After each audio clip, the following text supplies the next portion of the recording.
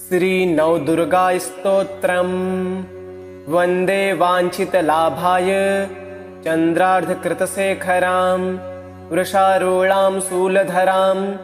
शैलपुत्रीं यशस्वनीं दधानाकरपद्माभ्यां शैमालाकमण्डलो देवी प्रसीदतु मयि ब्रह्मचारिण्यनुत्तमा पिण्डजप्रवरारूढा चण्डकोपास्त्रकैर्युता प्रसादं तनुते मद्यं चन्द्रघण्टेति विश्रुता सुरा सम्पूर्णकलशं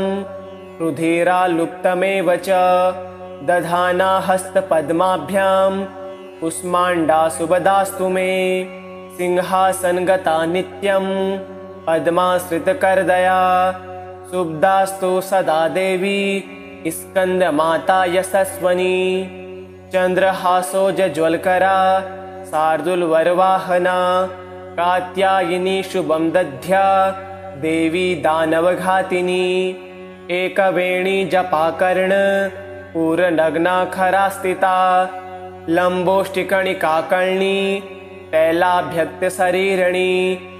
वामपादोल्लसल्लोह लताकटकभूषणा वर्धनमूर्धध्वजा कृष्णा कालरात्रिर्भयङ्करी श्वेते वृषा समारूढा श्वेताम्बरधरा शुचिः महागौरी शुभं दध्यान् महादेव प्रमोददा सिद्धगन्धर्वयक्षाद्यैर्सुरैरमरैरपि सेव्यमाना सदा भूयात् सिद्धिदा सिद्धिदायिनी वन्दे वाञ्छितलाभाय चन्द्रार्धकृतशेखरां वृषारूढां शूलधरां शैलपुत्रीं यशस्वनीं दधानाकरपद्माभ्यां शैमालाकमण्डलो देवी प्रसीदतु मयि ब्रह्मचारिण्यनुत्तमा पिण्डजप्रवरारूढा चण्डकोपास्त्रकैर्युता प्रसादं तनुते मद्यं चन्द्रघण्टेति विश्रुता सुरा सम्पूर्णकलशं रुधिरालुप्तमेव च दधाना हस्तपद्माभ्यां कुष्माण्डा सुबदास्तु मे सिंहासनगता नित्यं पद्माश्रितकरदया शुभदास्तु सदा देवी स्कन्दमाता यशस्वनी चन्द्रहासोज्ज्वलकरा शार्दूलवरवाहना कात्यायनी शुभं दध्या देवी दानवघातिनी एकवेणी जपाकर्ण पूर्णनग्ना स्थिता लम्बोष्टिकणिकाकर्णी तैलाभ्यक्तशरीरिणी वामपादोल्लसल्लोह लताकटकभूषणा वर्धनमूर्धध्वजा कृष्णा कालरात्रिर्भयङ्करी श्वेते वृषा समारूढा श्वेताम्बरधरा शुचिः महागौरी शुभं दध्यान् महादेव प्रमोददा सिद्धगन्धर्वयक्षाद्यैर्सुरैरमरैरपि सेव्यमाना सदा भूयात् सिद्धिदा सिद्धिदायिनी वन्दे वाञ्छितलाभाय चन्द्रार्धकृतशेखरां वृषारूढां शूलधरां शैलपुत्रीं यशस्वनीं दधानाकरपद्माभ्यां शैमालाकमण्डलो देवी प्रसीदतु मयि ब्रह्मचारिण्यनुत्तमा पिण्डजप्रवरारूढा चण्डकोपास्त्रकैर्युता प्रसादं तनुते मद्यं चन्द्रघण्टेति विश्रुता सुरा सम्पूर्णकलशं रुधिरालुप्तमेव च दधाना हस्तपद्माभ्यां कुष्माण्डा सुबदास्तु मे सिंहासनगता नित्यं पद्माश्रितकरदया शुभदास्तु सदा देवी स्कन्दमाता यशस्वनी चन्द्रहासोज्ज्वलकरा शार्दूलवरवाहना कात्यायनी शुभं दध्या देवी दानवघातिनी एकवेणी जपाकर्ण पूर्णनग्ना स्थिता लम्बोष्टिकणिकाकर्णी तैलाभ्यक्तशरीरिणी वामपादोल्लसल्लोह लताकटकभूषणा वर्धन्मूर्धध्वजा कृष्णा कालरात्रिर्भयङ्करी श्वेते वृषा समारूढा श्वेताम्बरधरा शुचिः महागौरी शुभं दध्यान् महादेव प्रमोददा सिद्धगन्धर्वयक्षाद्यैर्सुरैर्मरैरपि सेव्यमाना सदा भूयात् सिद्धिदा सिद्धिदायिनी वन्दे वाञ्छितलाभाय चन्द्रार्धकृतशेखरां वृषारूढां शूलधरां शैलपुत्रीं यशस्वनीं दधाना करपद्माभ्यां शैमालाकमण्डलो देवी प्रसीदतु मयि ब्रह्मचारिण्यनुत्तमा पिण्डजप्रवरारूढा चण्डकोपास्त्रकैर्युता प्रसादं तनुते मद्यं चन्द्रघण्टेति विश्रुता सुरा सम्पूर्णकलशं रुधिरालुप्तमेव च दधाना हस्तपद्माभ्यां कुष्माण्डा सुबदास्तु मे सिंहासनगता नित्यं पद्माश्रितकरदया शुभदास्तु सदा देवी स्कन्दमाता यशस्वनी चन्द्रहासोज्ज्वलकरा शार्दूलवरवाहना कात्यायनी शुभं दध्या देवी दानवघातिनी एकवेणी जपाकर्ण पूर्णनग्ना स्थिता लम्बोष्टिकणिकाकर्णी तैलाभ्यक्तशरीरिणी वामपादोल्लसल्लोह लताकटकभूषणा वर्धन्मूर्धध्वजा कृष्णा कालरात्रिर्भयङ्करी श्वेते वृषा समारूढा श्वेताम्बरधरा शुचिः महागौरी शुभं दध्यान् महादेव प्रमोददा सिद्धगन्धर्वयक्षाद्यैर्सुरैर्मरैरपि सेव्यमाना सदा भूयात् सिद्धिदा सिद्धिदायिनी वन्दे वाञ्छितलाभाय चन्द्रार्धकृतशेखरां वृषारूढां शूलधरां शैलपुत्रीं यशस्वनीं दधाना करपद्माभ्यां शैमालाकमण्डलो देवी प्रसीदतु मयि ब्रह्मचारिण्यनुत्तमा पिण्डजप्रवरारूढा चण्डकोपास्त्रकैर्युता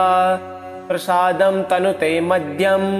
चन्द्रघण्टेति विश्रुता सुरा सम्पूर्णकलशं रुधिरालुप्तमेव च दधाना हस्तपद्माभ्यां कुष्माण्डा सुबदास्तु मे सिंहासनगता नित्यं पद्माश्रितकरदया शुभदास्तु सदा देवी स्कन्दमाता यशस्वनी चन्द्रहासोज्ज्वलकरा शार्दूलवरवाहना कात्यायनी शुभं दध्या देवी दानवघातिनी एकवेणी जपाकर्ण पूर्णनग्ना स्थिता लम्बोष्टिकणिकाकर्णी तैलाभ्यक्तशरीरिणी वामपादोल्लसल्लोह लताकटकभूषणा वर्धन्मूर्धध्वजा कृष्णा कालरात्रिर्भयङ्करी श्वेते वृषा समारूढा श्वेताम्बरधरा शुचिः महागौरी शुभं दध्यान् महादेव प्रमोददा सिद्धगन्धर्वयक्षाद्यैर्सुरैर्मरैरपि सेव्यमाना सदा भूयात् सिद्धिदा सिद्धिदायिनी वन्दे वाञ्छितलाभाय चन्द्रार्धकृतशेखरां वृषारूढां शूलधरां शैलपुत्रीं यशस्वनीं दधाना करपद्माभ्यां शैमालाकमण्डलो देवी प्रसीदतु मयि ब्रह्मचारिण्यनुत्तमा पिण्डजप्रवरारूढा चण्डकोपास्त्रकैर्युता प्रसादं तनुते मद्यं चन्द्रघण्टेति विश्रुता सुरा सम्पूर्णकलशं रुधिरालुप्तमेव च दधाना हस्तपद्माभ्यां कुष्माण्डा सुबदास्तु मे सिंहासनगता नित्यं पद्माश्रितकरदया शुभदास्तु सदा देवी स्कन्दमाता यशस्वनी चन्द्रहासोज्ज्वलकरा शार्दूलवरवाहना कात्यायनी शुभं दध्या देवी दानवघातिनी एकवेणी जपाकर्ण पूरनग्ना स्थिता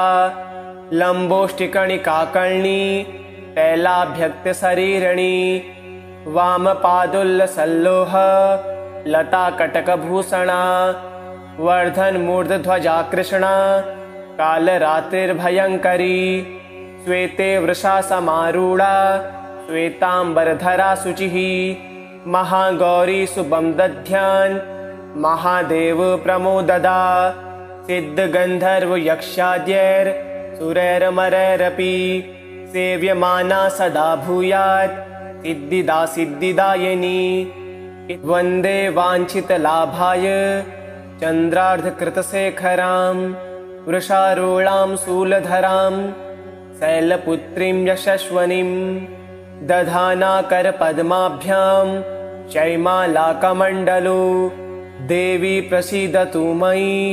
ब्रह्मचारिण्यनुत्तमा पिण्डजप्रवरारूढा चण्डकोपास्त्रकैर्युता प्रसादं तनुते मद्यं चन्द्रघण्टेति विश्रुता सुरा सम्पूर्णकलशं रुधिरालुप्तमेव च दधाना हस्तपद्माभ्यां कुष्माण्डा सुभदास्तु मे सिंहासनगता नित्यं पद्माश्रितकरदया शुभदास्तु सदा देवी स्कन्दमाता यशस्वनी चन्द्रहासोज्ज्वलकरा शार्दूलवरवाहना कात्यायनी शुभं दध्या देवी दानवघातिनी एकवेणी जपाकर्ण पूरनग्ना स्थिता लम्बोष्टिकणिकाकर्णी तैलाभ्यक्तशरीरिणी वामपादुल्लसल्लोह लताकटकभूषणा वर्धन्मूर्धध्वजा कृष्णा कालरात्रिर्भयङ्करी श्वेते वृषा समारूढा श्वेताम्बरधरा शुचिः महागौरी शुभं दध्यान्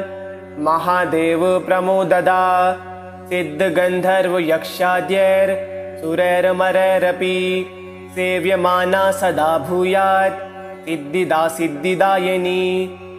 वन्दे वाञ्छितलाभाय चन्द्रार्धकृतशेखरां वृषारूढां शूलधरां शैलपुत्रीं यशस्वनीं दधाना करपद्माभ्यां शैमालाकमण्डलो देवी प्रसीदतु मयि ब्रह्मचारिण्यनुत्तमा पिण्डजप्रवरारूढा चण्डकोपास्त्रकैर्युता प्रसादं तनुते मद्यं चन्द्रघण्टेति विश्रुता सुरा सम्पूर्णकलशं रुधिरालुप्तमेव च दधाना हस्तपद्माभ्यां कुष्माण्डा सुभदास्तु मे सिंहासनगता नित्यं पद्माश्रितकरदया शुभदास्तु सदा देवी स्कन्दमाता यशस्वनी चन्द्रहासोज्ज्वलकरा शार्दूलवरवाहना कात्यायनी शुभं दध्या देवी दानवघातिनी एकवेणी जपाकर्ण पूरनग्ना स्थिता लम्बोष्टिकणिकाकर्णी तैलाभ्यक्तशरीरिणी वामपादुल्लसल्लोह लताकटकभूषणा वर्धन्मूर्धध्वजा कृष्णा कालरात्रिर्भयङ्करी श्वेते वृषा समारूढा श्वेताम्बरधरा शुचिः महागौरी शुभं दध्यान् महादेव प्रमोददा सिद्धगन्धर्वयक्षाद्यैर्सुरैरमरैरपि सेव्यमाना सदा भूयात् सिद्धिदा सिद्धिदायिनी वन्दे वाञ्छितलाभाय चन्द्रार्धकृतशेखरां वृषारूढां शूलधरां शैलपुत्रीं यशस्वनीं दधाना करपद्माभ्यां शैमालाकमण्डलो देवी प्रसीदतु मयि ब्रह्मचारिण्यनुत्तमा पिण्डजप्रवरारूढा चण्डकोपास्त्रकैर्युता प्रसादं तनुते मद्यं चन्द्रघण्टेति विश्रुता सुरा सम्पूर्णकलशं रुधिरालुप्तमेव च दधाना हस्तपद्माभ्यां कुष्माण्डा सुबदास्तु मे सिंहासनगता नित्यं पद्माश्रितकरदया शुभदास्तु सदा देवी स्कन्दमाता यशस्वनी चन्द्रहासोज्ज्वलकरा शार्दूलवरवाहना कात्यायनी शुभं दध्या देवी दानवघातिनी एकवेणी जपाकर्ण पूर्णनग्नाखरा स्थिता लम्बोष्टिकणिकाकर्णी तैलाभ्यक्तशरीरिणी वामपादोल्लसल्लोह लताकटकभूषणा वर्धनमूर्धध्वजा कृष्णा कालरात्रिर्भयङ्करी श्वेते वृषासमारूढा श्वेताम्बरधरा शुचिः महागौरी शुभं दध्यान् महादेव प्रमोददा सिद्धगन्धर्वयक्षाद्यैर्सुरैर्मरैरपि सेव्यमाना सदा भूयात् सिद्धिदा सिद्धिदायिनी वन्दे वाञ्छितलाभाय चन्द्रार्धकृतशेखरां वृषारूढां शूलधरां शैलपुत्रीं यशस्वनीं दधाना करपद्माभ्यां शैमालाकमण्डलो देवी प्रसीदतु मयि ब्रह्मचारिण्यनुत्तमा पिण्डजप्रवरारूढा चण्डकोपास्त्रकैर्युता प्रसादं तनुते मद्यं चन्द्रघण्टेति विश्रुता सुरा सम्पूर्णकलशं रुधिरालुप्तमेव च दधाना हस्तपद्माभ्यां कुष्माण्डा सुबदास्तु मे सिंहासनगता नित्यं पद्माश्रितकरदया शुभदास्तु सदा देवी स्कन्दमाता यशस्वनी चन्द्रहासोज्ज्वलकरा शार्दूलवरवाहना कात्यायनी शुभं दध्या देवी दानवघातिनी एकवेणी जपाकर्ण पूर्णनग्नाखरा स्थिता लम्बोष्टिकणिकाकर्णी तैलाभ्यक्तशरीरिणी वामपादोल्लसल्लोह लताकटकभूषणा वर्धनमूर्धध्वजा कृष्णा कालरात्रिर्भयङ्करी श्वेते वृषासमारूढा श्वेताम्बरधरा शुचिः महागौरी शुभं दध्यान् महादेव प्रमोददा सिद्धगन्धर्वयक्षाद्यैर्सुरैर्मरैरपि सेव्यमाना सदा भूयात् सिद्धिदा सिद्धिदायिनी वन्दे वाञ्छितलाभाय चन्द्रार्धकृतशेखरां वृषारूढां शूलधरां शैलपुत्रीं यशस्वनीं दधाना करपद्माभ्यां शैमालाकमण्डलो देवी प्रसीदतु मयि ब्रह्मचारिण्यनुत्तमा पिण्डजप्रवरारूढा चण्डकोपास्त्रकैर्युता प्रसादं तनुते मद्यं चन्द्रघण्टेति विश्रुता सुरा सम्पूर्णकलशं रुधिरालुप्तमेव च दधाना हस्तपद्माभ्यां कुष्माण्डा सुबदास्तु मे सिंहासनगता नित्यं पद्माश्रितकरदया शुभदास्तु सदा देवी स्कन्दमाता यशस्वनी चन्द्रहासोज्ज्वलकरा शार्दूलवरवाहना कात्यायनी शुभं दध्या देवी दानवघातिनी एकवेणी जपाकर्ण पूर्णनग्नाखरा स्थिता लम्बोष्टिकणिकाकर्णी तैलाभ्यक्तशरीरिणी वामपादोल्लसल्लोह लताकटकभूषणा वर्धनमूर्धध्वजा कृष्णा कालरात्रिर्भयङ्करी श्वेते वृषासमारूढा श्वेताम्बरधरा शुचिः महागौरी शुभं दध्यान् महादेव प्रमोददा सिद्धगन्धर्वयक्षाद्यैर्सुरैर्मरैरपि सेव्यमाना सदा भूयात् सिद्धिदा सिद्धिदायिनी इति श्री नवदुर्गास्तोत्रं सम्पूर्णम्।